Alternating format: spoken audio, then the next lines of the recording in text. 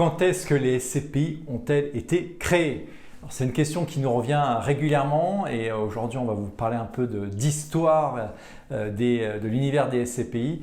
Ce qu'on peut dire, c'est que les SCPI, elles ont été créées en 1964. La première SCPI a été créée en 1964. Une SCPI qui s'appelait Civile Foncière, qui a été créée et qui quelque part répondait à une problématique de l'époque d'externalisation de murs.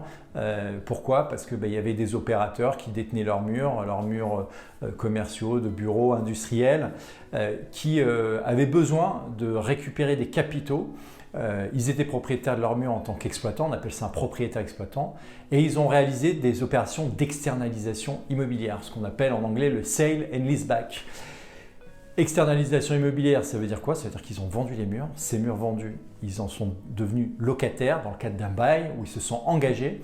Et il y a des investisseurs à travers la civile foncière qui étaient des épargnants qui ont pu, j'allais dire, investir dans ce fonds immobilier. Donc c'est un des premiers fonds immobiliers grand public quelque part qui avait été créé. Et il y a eu une deuxième SCPI qui a été créée en 1966 qui existe toujours. C'est la SCPI de chez Perial PF1, cette SCPI 1966, et il n'y avait pas encore de cadre réglementaire. Et c'est en septembre 1970, donc vous voyez qu'il y a mis un peu de temps avant que le cadre réglementaire soit mis en place, qui a acté définitivement la création des SCPI et qui a permis toute l'histoire qu'on connaît des SCPI qui a fait que le marché a grandi et grossi tout au long de ces 50 dernières années dans l'univers de la pierre papier.